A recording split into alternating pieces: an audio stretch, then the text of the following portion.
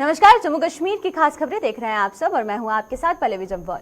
तो चलिए शुरुआत करते हैं जम्मू कश्मीर की खास खबरों की और सबसे पहले कश्मीर की तरफ चलेंगे और कश्मीर से आपको बता दें कि जो तस्वीरें सामने आ रही हैं जहां पर ये देखने को मिल रहा है कि तिरंगामय पूरा श्रीनगर नजर आ रहा है और खासकर लाल चौक की बात करें हैं तो कारगिल विजय दिवस के उपलक्ष्य पर भाजपा ने एक तिरंगा रैली निकाली जिसमें कि भाजपा के दिग्गज नेताओं ने लाल चौक में जमावड़ा लगाया और पूरा श्रीनगर तिरंगे के रंग में रंगता हुआ नजर आ रहा है। और आपको बताएं कि लाल चौक से द्रास और कारगिल तक ये जो बाइकर्स हैं ये रैली जाएगी और आज जो रैली है उसकी शुरुआत भाजपा के दिग्गज नेताओं द्वारा की गई और लाल चौक की जो तस्वीरें हैं उससे भी आपको रूबरू करवाते हैं और आपको दिखाएंगे कि किस तरीके से लाल चौक से जो तस्वीरें हैं वो सामने आ रही हैं, क्योंकि कारगिल विजय दिवस के उपलक्ष्य पर हर घर तिरंगा की जिस तरीके से मुहिम को शुरू किया गया तो उस बीच लाल चौक में देखने को ये मिल रहा है कि पूरा श्रीनगर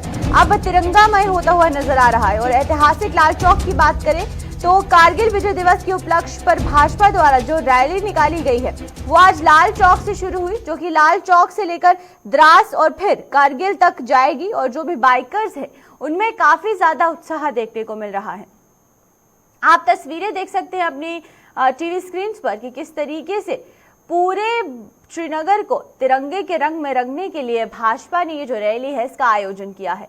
और कारगिल विजय दिवस के उपलक्ष्य पर जो पूरे तरीके से तस्वीरें हैं आप अपनी टीवी स्क्रीन पर देख रहे हैं कि किस तरीके से जो रैली का आयोजन है वो किया जाएगा और आज इसकी रैली की शुरुआत हुई है। और इस रैली की शुरुआत के बाद से लाल चौक से लेकर द्रास और कारगिल तक ये जो बाइकर्स है अपनी रैली को लेकर जाएंगे और तिरंगे की तस्वीरें आप देखिए कि किस तरीके से लाल चौक पर तिरंगे फहराए जा रहे हैं और पूरे श्रीनगर को तिरंगामय बनाया गया है।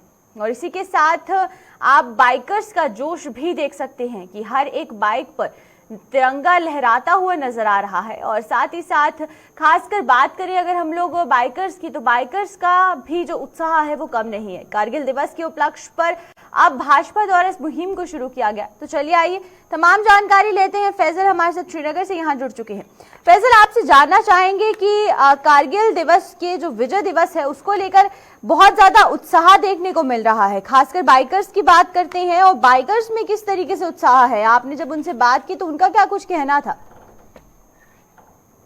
देखिए, बिल्कुल अगर हम कल से ही देखे थे जो बीजेपी का युवा मोर्चा है वो कल यहाँ पे आए थे। उन्होंने कल पहले जायजा लिया था लाल चौक घंटाघर का, क्योंकि ये रैली जो है घंटाघर से स्टार्ट होने वाले। तो आज सुबह से यहाँ पे एक शानदार फंक्शन हो रहा है बीजेपी युवा मोर्चा की तरफ, जिसमें अभी बीजेपी के नेशनल जनरल सेक्रेटरी तरुण जुग जी आए हैं और ऑल इंडिया जो युवा मोर्चा के प्रेसिडेंट है तेजस्वी सूर्या है, जम्मू कश्मीर के प्रेसिडेंट रविंदर रैना साहब यहाँ पे मौजूद है और उसके साथ बाकी हजारों की तादाद में वर्कर्स है, आम लोग है जो कश्मीर के हैं वो यहाँ पे मौजूद है। और बाइकर्स का इस वक्त जो उत्साह है वो बहुत ही ज्यादा हाई है और वो इस वक्त आप देखिए फ्लैग ऑफ की तैयारी कर रहे हैं कि जैसे ही फ्लैग ऑफ होगा तो वो बाइकर जो है लाल चौक से लेकर स्टार्ट करेंगे और बिल्कुल वो कारगिल जो वॉर मेमोरियल वहां तक ये पहली बार हो रहा है कि जो कोई रूलिंग पार्टी है या रूलिंग पार्टी की युवा मोर्चा है वो इस विजय दिवस को सेलिब्रेट कर रहे हैं। क्यों आज तक पहले आर्मी सेलिब्रेट करती है लेकिन पहली बार कोई रूलिंग पार्टी इसको सेलिब्रेट कर रही है। और इस वक्त अगर हम देखें जो चलिए बहुत बहुत शुक्रिया फैजल तमाम जानकारी देने के लिए आपका।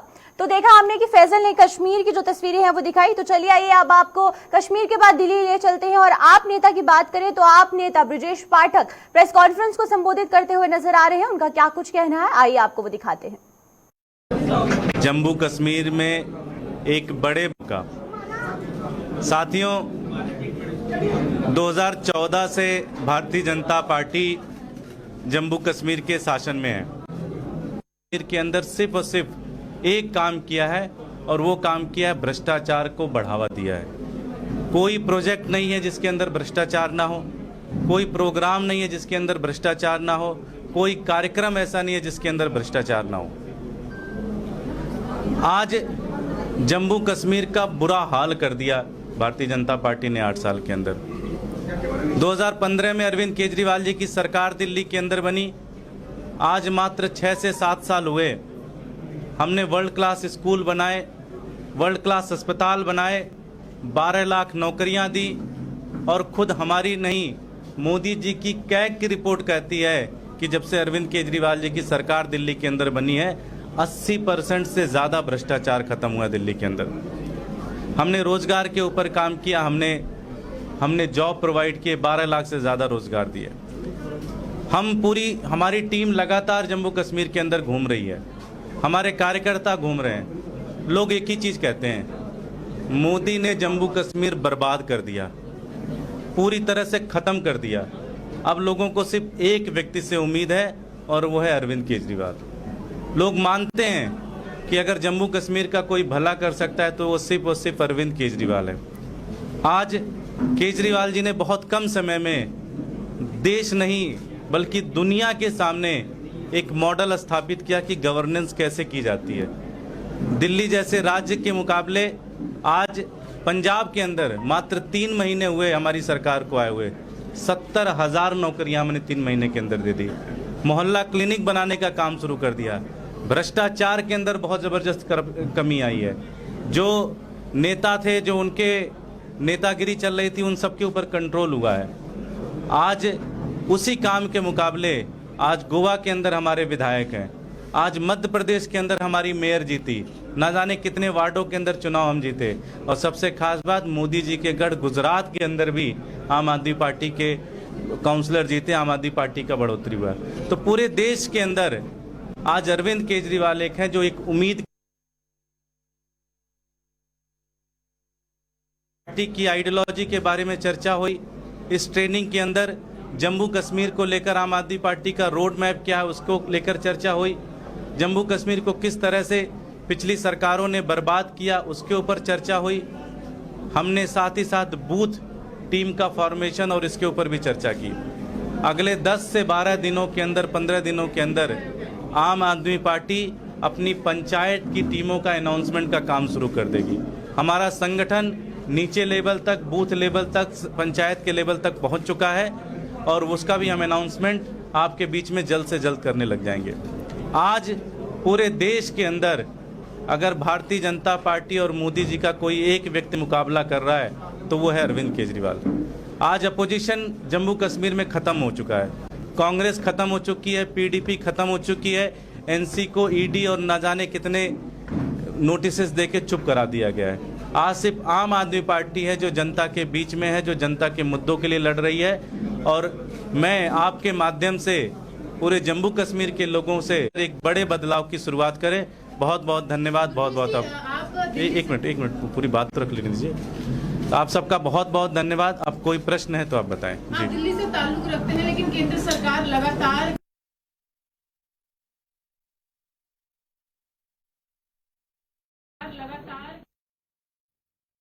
वहीं पर हमने देखा कि आप विधायक दुर्गेश पाठक ने क्या कुछ कहा है, क्योंकि आप पार्टी की नीतियों को लेकर जम्मू कश्मीर में जनता को अवगत कराना बहुत जरूरी है, जिसको लेकर ये प्रेस वार्ता की गई। और इसमें हमने देखा कि आप विधायक दुर्गेश पाठक ने पूरी तरीके से जानकारी दी कि किस तरीके से उनकी पार्टी आने वाले समय में जम्मू कश्मीर में काम करेगी। तो चलिए आइए अब राजौरी की तरफ चलती है और राजौरी में क्या कुछ खबर सामने आ रही है उससे आपको रूबरू करवा दें कि डिजिटलाइजेशन को लेकर अब और तेजी यहाँ पर जम्मू कश्मीर में की जा रही है। और उपराज्यपाल ने डिस्ट्रिक्ट डीजी मेलास की इनॉग्रेशन आज किया है और ये जो इनॉग्रेशन किया गया है ये भी ई इनॉग्रेशन किया गया है। इसी के साथ लोग हर किस्म के दस्तावेज और ऑनलाइन अब अपने जो डॉक्यूमेंट्स हैं आपको इजीली मिल जाएंगे, जिसको लेकर आज डीजी मेला का आयोजन किया गया। और ये जो डीजी मेला है ये आने वाले 7 दिनों तक हर जिले में चलेगा, जहां पर लोगों को बताया जाएगा कि डिजिटलाइजेशन का किस तरीके से फायदा उठाया जा सके। क्योंकि उपराज्यपाल द्वारा एक पहल की गई थी कि हर एक डॉक्यूमेंट ऑनलाइन तरीके से हर शख्स तक पहुंच पाए। और इसी के साथ आज जो इनॉग्रेशन है वो उपराज्यपाल ने डिस्ट्रिक्ट डीजी मेला का किया है, जहां पर ई इनॉग्रेशन आप अपनी टीवी स्क्रीन पर देख सकते हैं कि किस तरीके से किया गया। और वहीं पर इसकी वजह से जो सबसे ज्यादा फायदा है वो आम जनता को पहुंचेगा, क्योंकि अब आप हर किस्म के दस्तावेज ऑनलाइन हासिल कर पाएंगे। तो चलिए आइए तमाम जानकारी लेते हैं और जानना चाहेंगे कि क्या कुछ खास है इस पूरे तरीके से डिजिटलाइजेशन का जो आज इनॉग्रेशन किया गया है डीजी मेले का। तो तमाम जानकारी के लिए हमारे साथ हमारे संवाददाता जमशीद यहाँ जुड़ चुके हैं, तो जमशीद से जानेंगे। जमशीद, आपसे इस पूरे मेले के बारे में जानना चाहेंगे। डीजी मेले का आयोजन किया गया और भारी तादाद में लोग भी देखने को मिल रहे हैं कि वो जानना चाहते हैं कि इसका जो फायदा है, क्योंकि अगर ऑनलाइन दस्तावेज उनको मिलते हैं तो उससे उन्हें किस तरीके से फायदा मिलेगा? बिल्कुल, अगर ये बात करें कि डिजिटल इंडिया की तरफ एक और कदम हम इसको कहें गलत नहीं होगा, क्योंकि आज से डिजिटल मेले का आगाज पूरे जम्मू कश्मीर में शुरू किया गया है। राजौरी में भी आज से इसका आगाज हुआ। हमारे साथ कुछ ऑफिशियल हैं, इनसे जानने के लिए सर किस तरह का मेला था और किस तरह के लोगों को इसमें फैसिलिटीज दी गई? देखिए, ये 2015 में honourable prime minister of India ने डिजिटल इंडिया इनिशिएटिव को लॉन्च किया था। उसी कड़ी में आज जेके में भी बहुत से इनिशिएटिव लिए गए हैं डिजिटल इंडिया का। डिजिटल इंडिया में मैं बताता चलूं कि यहाँ ऑनरेबल प्राइम मिनिस्टर साहब का जो ये इनिशिएटिव था कि जो सर्विसेज हैं, जितनी भी गवर्नमेंट सर्विसेज हैं, जैसे हमारे JNK में आज 174 जो गवर्नमेंट सर्विसेज हैं जो कि हमारे डिस्ट्रिक्ट में जो ऑनलाइन अवेलेबल हैं सिटीजन्स को, वो अपने घर बैठ के भी ये सर्विसेज अवेल कर सकते हैं विदाउट ह्यूमन इंटरवेंशन। इसी के साथ साथ हमारे JK में और भी बहुत से इनिशिएटिव लिए गए हैं, जैसे ई किताब कोश है जो डिजिटल लाइब्रेरी है बच्चों के लिए।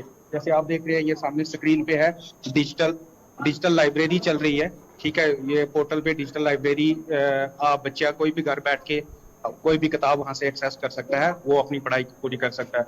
उसी के साथ और भी डिजी लॉकर है, डिजी लॉकर में आप अपने डॉक्यूमेंट सेव कर सकते हैं। डिजी लॉकर में अभी डोमिसाइल हमारा यहाँ बन रहा है, तो वो डोमिसाइल भी अब आज के दिन में ही लॉन्च किया गया है कि आप डिजी लॉकर में अपना डोमिसाइल भी जो है वो अपना सेव कर सकते हैं। उसी के साथ साथ मैं आपको बताता चलूं कि रैपिड ये क्या कहते हैं, रैस का जो है ये लाया गया है, जिसमें आपको क्या है कि सिटीजन अपनी जो है सर्विसेज जो उसको प्रोवाइड की गई हैं उसके बारे में वो अपनी फीडबैक भी दे सकता है कि क्या ये सर्विस जो प्रोवाइड की गई है गवर्नमेंट की तरफ से, इसकी क्वालिटी कैसी थी, क्या वो सेटिस्फाई है इस सर्विसेज से। अगर वो सेटिस्फाई नहीं है, वो अपना फीडबैक दे सकते हैं उस पर। इसी के लिए ये मेला आज जो है 6 दिन का जो मेला है डिस्ट्रिक्ट में भी लॉन्च किया गया है, ऑल ओवर यूटी में लॉन्च किया गया है, जिसमें हमारे डिस्ट्रिक्ट में भी ये मेला 6 दिन चलेगा। गाँव में हम एक मोबाइल व्हीकल जो है वो भेज रहे हैं, जो हर ब्लॉक में जाएगा, हर पंचायत में जाएगा। लोगों को आधार कार्ड बनाने हैं, लोगों को गोल्डन कार्ड बनाने हैं, या लोगों को कोई भी सर्विस जो है अवेल करनी है, डोमिसाइल सर्टिफिकेट बनाने हैं, कैटेगरी सर्टिफिकेट है। इसमें 174 सर्विसेज की पूरी लिस्ट है जो उस वैन के पास है, जो वो बताते जाएंगे कि आपको कौन कौन सी सर्विस हम अवेल कर प्रोवाइड कर रहे हैं, तो वो उनको घर घर में जाके पहुंचाई जाएगी। बिल्कुल पल्लवी, देखो आपने जिस तरह इनकी तरफ से कहा गया था कि राजौरी के अंदर अगर बात करें 174 सर्विसेज ऐसी हैं जो लोगों को डिजिटल मिलेंगी, घर बैठकर मिलेंगी। इसमें बिल्कुल अगर बात करें छोटे मोटे सर्टिफिकेटों की अगर बात करें, या लोगों को कैटेगरी सर्टिफिकेट की बात करें या अन्य सर्टिफिकेटों की बात करें, आप वो घर से ऑनलाइन इस पे प्रोसेस कर सकते हैं। उसी की जानकारी के लिए पहले आज यहाँ स्कूल के बड़ी तादाद में बच्चों को लाया गया था, उनको पहले इसके बारे में जानकारी दी गई। अब ये गाँव तक ये जानकारी पहुंचाने की मुहिम शुरू कर दी गई है। इसमें आज एक व्हीकल है जो पूरे गाँव की तरफ रुकी है। कुछ और हमारे साथ अधिकारी के जिस तरह व्हीकल की बात कर रही है, लोगों को जानकारी देने की बात कर रहे हैं। आज से मेले का आगाज हुआ, क्या यहाँ लोगों को स्मार्ट पर सर्विसेज कुछ दी जा रही है? बेसिकली मैं पहले आप सबका शुक्रिया अदा इसलिए करना चाहता हूँ कि मीडिया ही एक ऐसा विंग होता है जो हर जन की आवाज दूर तक पहुंचाता है। तो गुलिस्तान न्यूज का मैं बहुत शुक्रगुजार हूँ कि जो इस मेले में आए और हमारा बाइट ले रहे हैं कि ताकि हम इसके बारे में कुछ बता सकें। तो पहला मेरा यही आपसे ये है कि पहले तो मैंने आपका बहुत शुक्रिया किया आपने कि आप यहाँ पे आए हमारे पास। तो गवर्नमेंट का बेसिकली ये इनिशिएटिव है कि वन स्टॉप सेंटर्स खोलने का। जैसे आज आपने देखा हमारे मेला में यहाँ पे हर एक डिपार्टमेंट ने अपना अपना बूथ लगाया कि वो क्या क्या ऑनलाइन सर्विसेज पब्लिक को दे रहे हैं। बेसिकली हर चीज हमने पब्लिक के लिए ही कर दी है, सरकार है तो पब्लिक के लिए ही है। तो पब्लिक को जो जो ऑनलाइन इनिशिएटिव्स है, गवर्नमेंट के IT इनिशिएटिव्स है, उसके बारे में यहाँ पे अवेयरनेस भी चल रही है। और लाइव देख रहे हैं आपको कि लाइव लोग अपना आके काम करवा रहे हैं, जैसे आधार करवा रहे हैं, आधार रजिस्ट्रेशन के काउंटर पे आपके कितने बच्चे, छोटे छोटे बच्चे आए हुए हैं। ऐसे गवर्नमेंट ने वन स्टॉप सेंटर्स करके एक उन्नत पोर्टल किया है। जैसे हर डिपार्टमेंट का अपना पोर्टल है, जैसे आप PDD का देखोगे pdd.soileth.com, ULB का अपना पोर्टल है, और किसी का। गवर्नमेंट ने क्या किया कि गवर्नर साहब का यही उद्देश्य था कि उन्नत एक पोर्टल करें जहाँ पे सारी सर्विसेज, सारे पोर्टल्स हमें दिख जाएं। बिल्कुल पल्लवी, आप देख सकते हैं। जमशीद, मेरा एक सवाल रहेगा आपसे कि जिस तरीके से यहाँ पर एक बहुत अहम चीज है जिसके बारे में बताया गया कि डिजिटल लाइब्रेरी को शुरू किया गया है। यहाँ पर बच्चों को जो फायदा है वो किताबों का मिलेगा, लेकिन डिजिटल लाइब्रेरी को स्कूल तक पहुंचाना, किस तरीके से इसको लेकर जो मुहिम है वो चलाई जा रही है, जो काम है वो किए जा रहे हैं?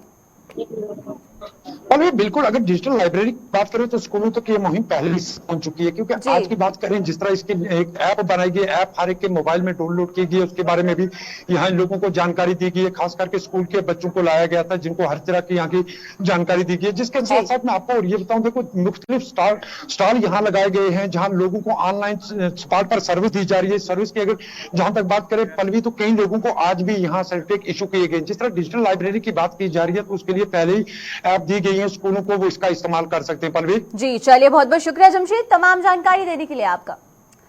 तो ये थे हमारे साथ हमारे संवाददाता जमशेद मलिक, और वहीं पर आपने तस्वीरें देखी कि किस तरीके से इस मेले की शुरुआत की गई, और ये डिजिटल मेले की जो इनॉग्रेशन है वो भी डिजिटल तरीके से की गई ताकि लोगों तक ऑनलाइन और डिजिटलाइजेशन के कॉन्सेप्ट को पहुंचाया जा सके और उन्हें ये समझाया जा सके कि किस तरीके से घर बैठे ही वो अपने सारे दस्तावेज हासिल कर सकते हैं।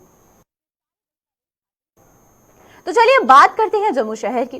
जिस तरीके से मौसम ने तब्दीली ली है और बारिश जो है वो सुबह से देखने को मिल रही है, और मानसून के आते ही जम्मू कश्मीर की जो तस्वीरें हैं, खासकर जम्मू शहर की बात करें तो वो बदलती हुई नजर आ रही है। आपको बताएं कि टूटी फूटी सड़कों की वजह से लोगों को अब परेशानियों का सामना करना पड़ रहा है, और खस्ता हालत जो सड़कें हैं उनकी मरम्मत को लेकर प्रशासन ने अभी तक कोई कदम नहीं उठाया, जिसके बाद से मानसून का आगाज होने के बाद ही जो परेशानी थी वो बढ़ती जा रही है, और अभी भी परेशानी देखने को मिल रही है, क्योंकि सड़कों की मरम्मत ना होने की वजह से प्रशासन से लोग खफा होते हुए नजर आ रहे हैं। और लोगों का यही कहना है कि जो प्रमुख सड़कें हैं जहां पर गड्ढे बने हुए हैं वहां पर प्रशासन कोई कदम क्यों नहीं उठा रहा है, क्योंकि फंड्स रिलीज किए जाते हैं, सड़क का कॉन्ट्रैक्ट दिया जाता है, लेकिन फिर भी कुछ महीनों के बाद जो सड़क की हालत है वो आप अपनी टीवी स्क्रीन पर साफ देख सकते हैं कि किस तरीके से जो हालत है वो बनी हुई है। खासकर तो जो दो पहिया वाहन के जितने भी लोग हैं उन्हें काफी ज्यादा परेशानी आती है, और उससे भी अगर प्रशासन ये कदम नहीं उठा रहा, सड़कों को ठीक नहीं कर रहा, तो जम्मू स्मार्ट सिटी प्रोजेक्ट का क्या कुछ फायदा लोगों को मिलेगा। तो चलिए आइए तमाम जानकारी के लिए हमारे साथ हमारे संवाददाता रितिका यहाँ जुड़ चुकी है। रितिका से जानते हैं।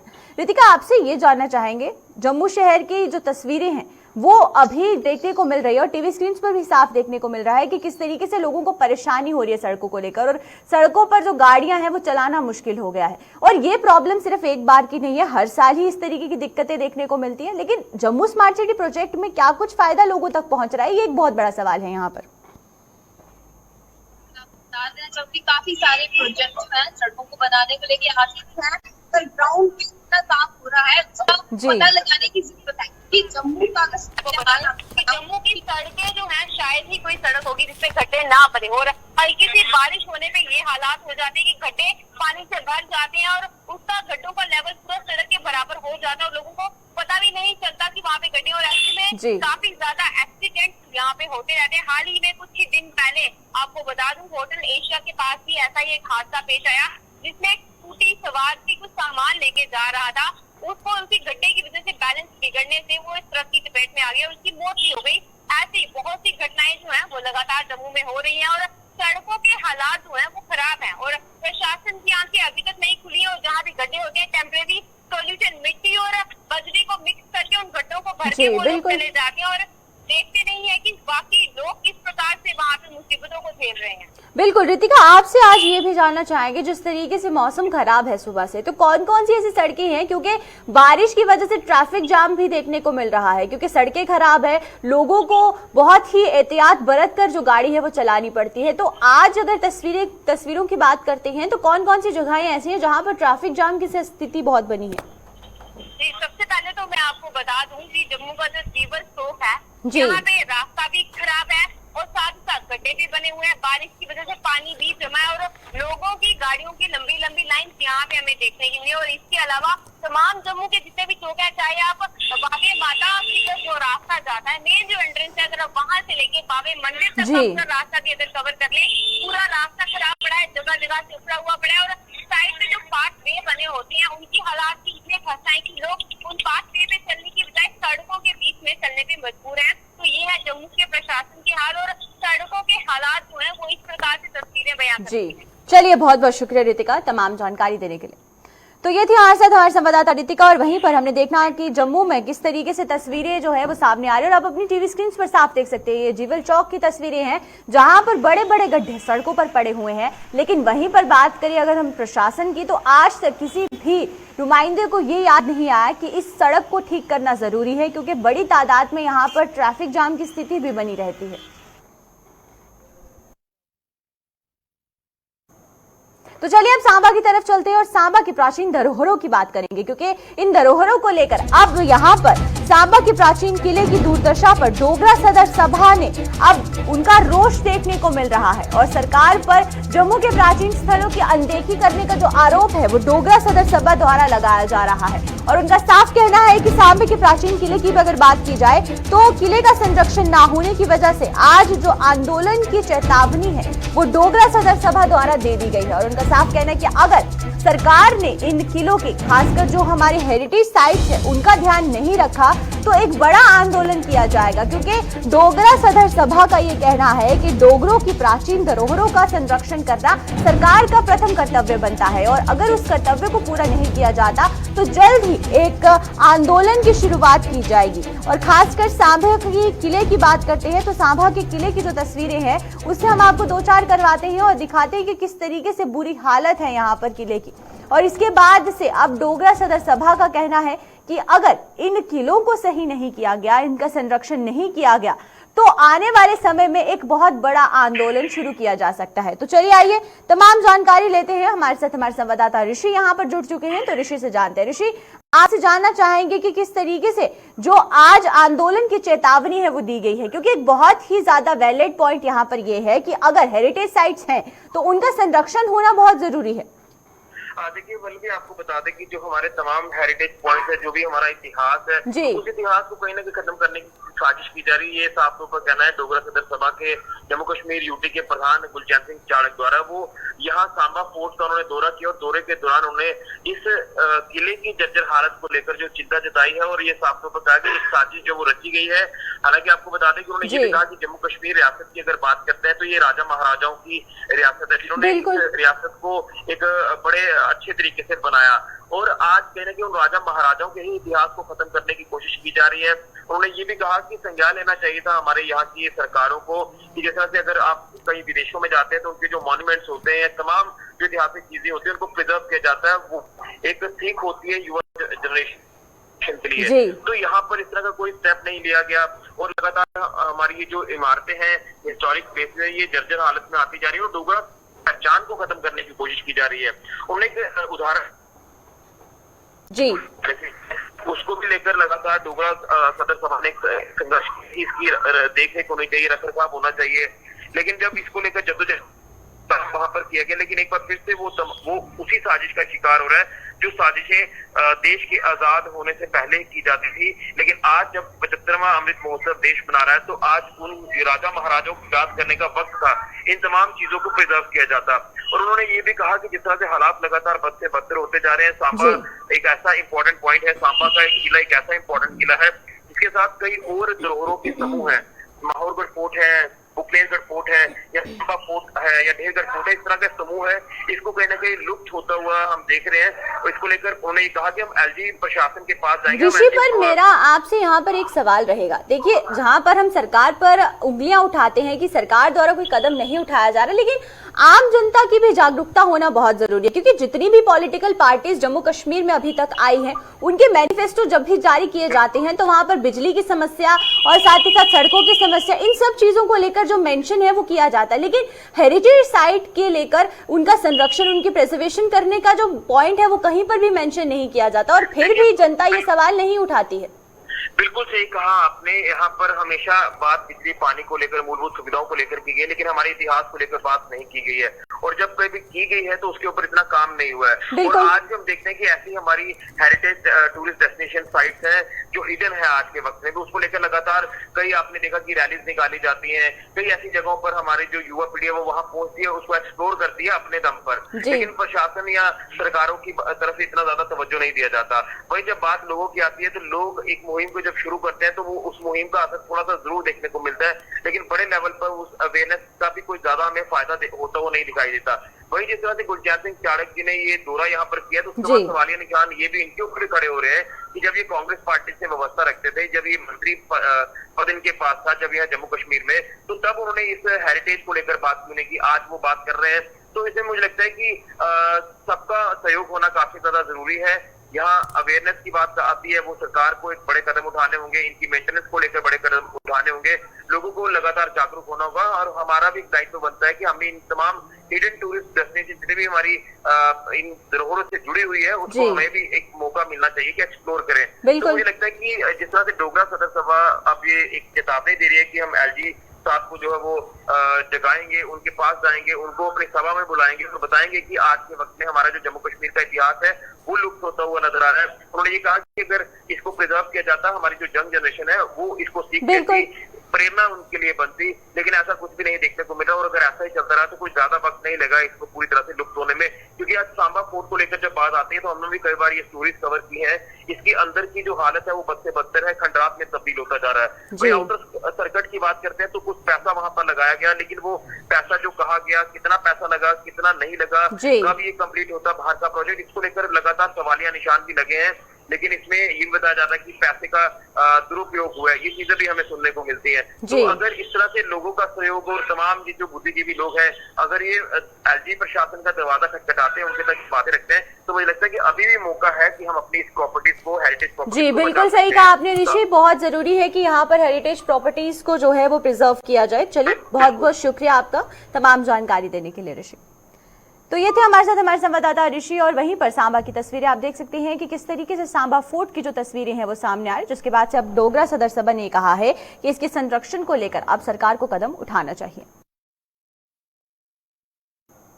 तो चलिए अब तक की जम्मू कश्मीर की खास खबरों में फिलहाल इतना ही, मुझे दीजिए इजाजत, नमस्कार।